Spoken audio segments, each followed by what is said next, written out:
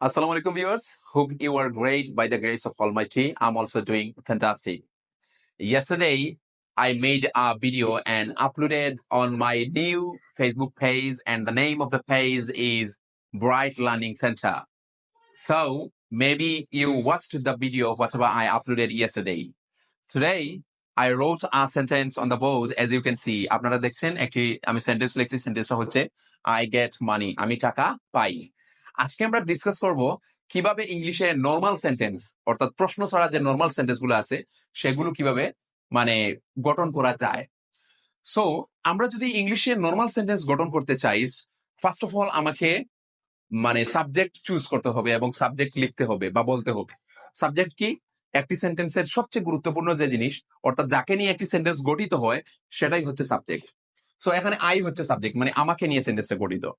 Verb কি? Verb হচ্ছে যে ওয়ার্ড দ্বারা কাজ করা বোঝায়।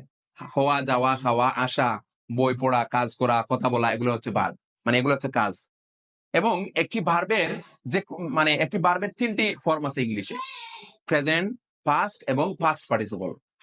সো আপনি যদি ইংলিশে কথাবার্তা অথবা কিছু লিখতে চান, ডেফিনেটলি আপনাকে দুইটা ভার্বের ফর্ম জানতেই হবে। একটা হচ্ছে ভার্বের প্রেজেন্ট ফর্ম এবং আরেকটা হচ্ছে ভার্বের পাস্ট ফর্ম। এগুলো ছাড়া আপনি কথাবার্তা বলতে পারবেন না। So let's get started. আমি এখানে লিখছি আই গেট মানি, আমি টাকা পাই, মানে ভার্বের main form present form.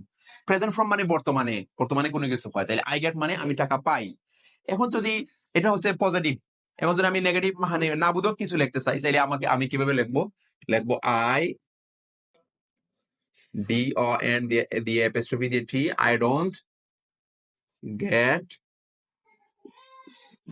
get money, মানে আমি টাকা পাই না। I don't get money, আমি টাকা পাই না। I get money, আমি টাকা পাই। I don't get money, আমি টাকা পাই না। তাহলে I don't মানে হচ্ছে ডু এবং নট। ডু এবং নট কে যদি আমরা একসাথে লিখি, ডু এবং নট, তাইলে হবে ডু নট রে একসাথে বললে হয় ডোন্ট। তাহলে I don't get money, আমি টাকা পাই না। সো আমরা প্রেজেন্ট সিচুয়েশনে ভার্বের সবসময় প্রেজেন্ট ফর্ম ব্যবহার করব।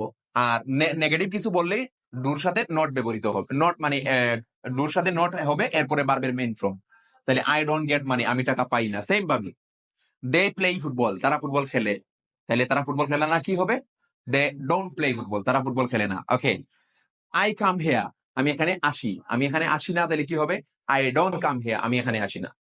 তুমি নদীতে যাও, তাহলে কি হবে? ইউ গো টু রিভার, তুমি নদীতে যাও না, you don't go to river. আচ্ছা, তারা মনে করেন মাছ ধরে, তাহলে কি হবে? দে ক্যাচ ফিশেস, ক্যাচ অর্থ ধরা। আর তারা মাছ ধরে না, they don't catch fishes. So viewers, বুঝতেই পারছেন আসলে নরমাল সেন্টেন্স গুলো খুবই ইজি যদি আপনি বুঝতে পারেন, অর্থাৎ যদি আপনার ভার্ব জানা থাকে, তাহলে নরমাল সেন্টেন্স গুলা খুবই ইজি। মনে করেন তারা বই পড়ে, তারা বই পড়ে মানে তো বোঝাচ্ছে প্রেজেন্টে, তারা সব সময় পড়ে। তাহলে ইংলিশটা কি হবে?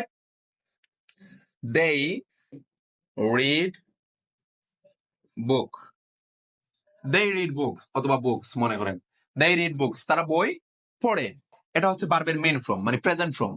এখন আমি লিখতে চাচ্ছি তারা বই পড়ে না, তাহলে কি হবে? এই যে ডু নট, এই রিডের আগে কি হবে? ডু নট এড হবে। তাহলে কি হবে? They don't read book, they don't read books মানে তারা বই পড়ে না। দে ডোন্ট রিড বুকস, তারা বই পড়ে না। এখন আপনি এই স্ট্রাকচার দিয়ে হাজার হাজার সেন্টেন্স মানে ক্রিয়েট করতে পারবেন নিজে নিজে। যেমন তো আপনি, আমি কলম কিনি, আমি কলম কিনি, তাহলে আই বাই পেন, অথবা I purchase pen. I buy pen, আমি কলম কিনি না। আই ডোন্ট বাই পেন, আমি কলম কিনি না। আচ্ছা, আমি ভাত খাই, কি হবে? আই টেক রাইস, আমি ভাত খাই না। I don't take rice. আপনি ইজিলি আপনি মানে সেন্টেন্স ক্রিয়েট করতে পারবেন। আমি পার্কে হাঁটি, তাহলে কি হবে? I walk in the park, walk অর্থ হাঁটা, একটা কাজ। I walk in the park, আমি পার্কে হাঁটি। আর আমি হাঁটি না, I don't walk in the park, আমি পার্কে হাঁটি না। এইভাবে কিন্তু আপনারা হাজার হাজার সেন্টেন্স ক্রিয়েট করতে পারবেন। তাহলে আজকে আমরা দেখলাম যে প্রেজেন্টে মানে বর্তমানে কোনো সেন্টেন্স হাবোধক এবং নাবোধক কিভাবে ক্রিয়েট করতে হয়। ইনশাআল্লাহ আগামীকালকে আমরা ফার্স্টে এবং এরপর ধারাবাহিকভাবে ফিউচার এবং আরো অন্যান্য বিষয়ে চমকপ্রদ ক্লাস নিয়ে আপনাদের সাথে হাজির হব। কথা হবে, দেখা হবে ইনশাআল্লাহ।